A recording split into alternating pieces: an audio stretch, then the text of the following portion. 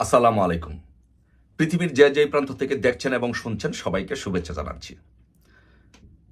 গতকালকে গোপালগঞ্জে যেই নারকীয় তাণ্ডব চালিয়েছে সরকার এবং সরকারের পেটু বাহিনী, এবং গোপালগঞ্জে যেভাবে কালকে বৃষ্টির মতো পাখির মতো গুলি করে আমার গোপালগঞ্জের সাধারণ ভাইদেরকে হত্যা করেছে, সেটি নিয়ে আজকে কথা না বললেই নয়। আমি প্রিয় দেশপ্রেমিক সেনাবাহিনীর উদ্দেশ্যে আমি কিছু কথা বলতে চাই, কারণ আপনাদের প্রতি শ্রদ্ধা, ভালোবাসা এই দেশের জনগণের আছে, আমাদেরও আছে।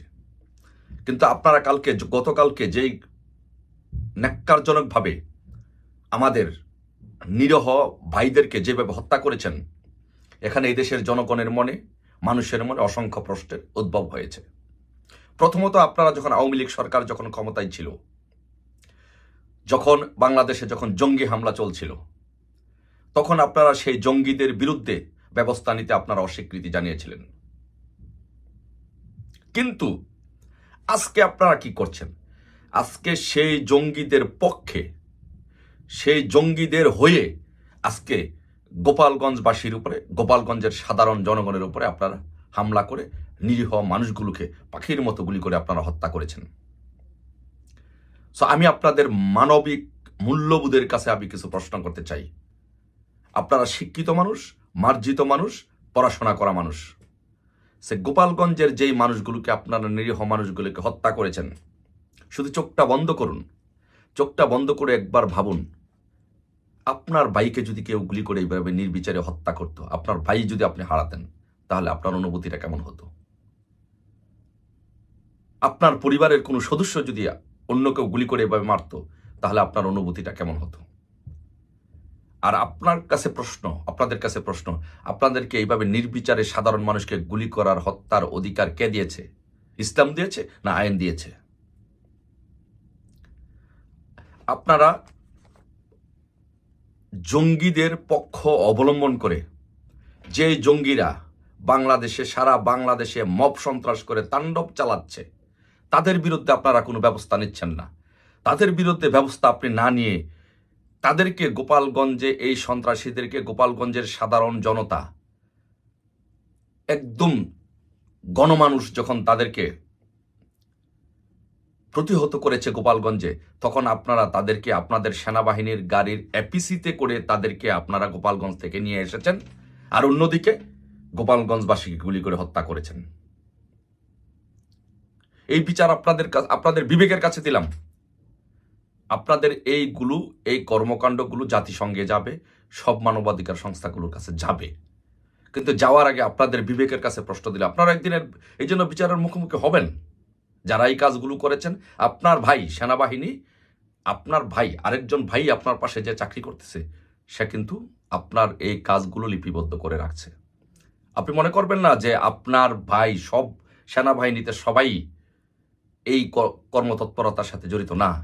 এই সেনাবাহিনীর অসংখ্য অফিসার বঙ্গবন্ধুকে বিশ্বাস করে, মুক্তিযুদ্ধকে বিশ্বাস করে, স্বাধীনতাকে বিশ্বাস করে। আপনি আজকে যে কাজগুলো করছেন, আপনার কাজগুলো কেরামান কাতিবিনের মতো আপনার পাশের ভাই লিপিবদ্ধ করে রাখছে।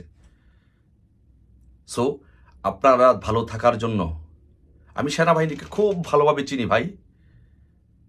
সেনাবাহিনীতে আত্মীয় স্বজন থাকার কারণে খুব ভালোভাবে এই সেনাবাহিনীকে আমি ভালোভাবে চিনি, জানি, খুব ভালোভাবে জানি। আমি একটা পরিবারের সদস্য। আপনাদের ভালো থাকার জন্য এই বাংলাদেশে কোনো দলের হয়ে কাজ করতে হবে, কোনো জঙ্গিবাদের পক্ষ হয়ে কাজ করতে হবে এমন কোনো কথা নাই। আপনার এমনিই প্রত্যেকটি অফিসার ভালো থাকার মতো যথেষ্ট সুযোগ সুবিধা শেখ হাসিনা সরকার আপনাদেরকে করে দিয়ে গেছে।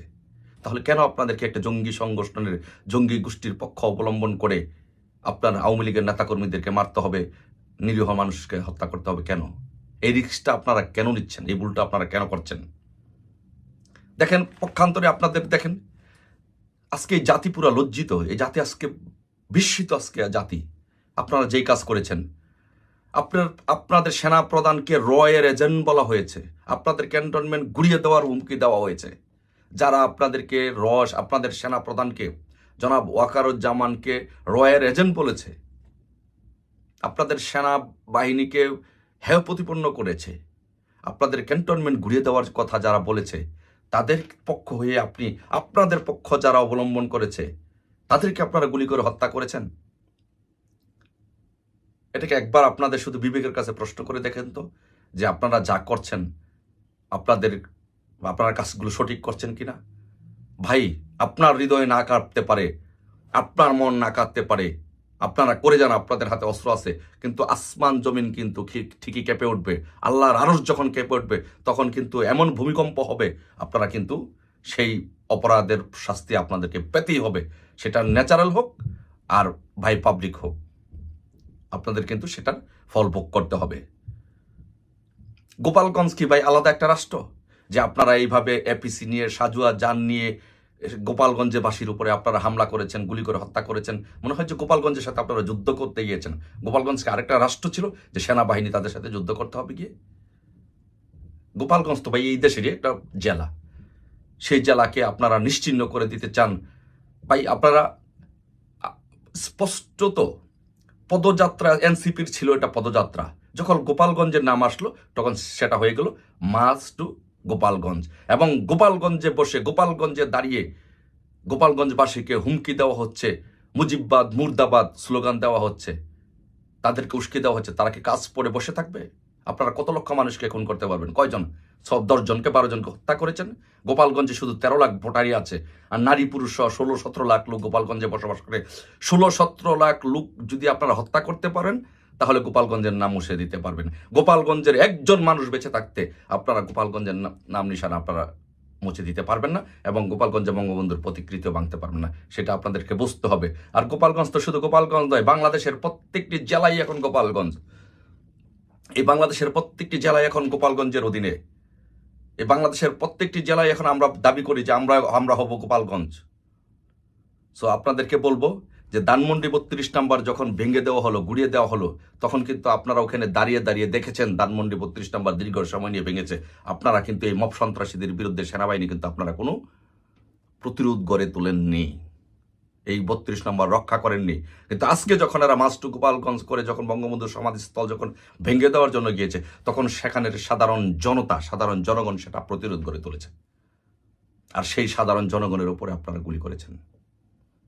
সো আপনাদের কাছে বিনীতভাবে অনুরোধ করব, সন্ত্রাসীদের পক্ষ অবলম্বন না করে জনগণের কাতারে এসে দাঁড়ান।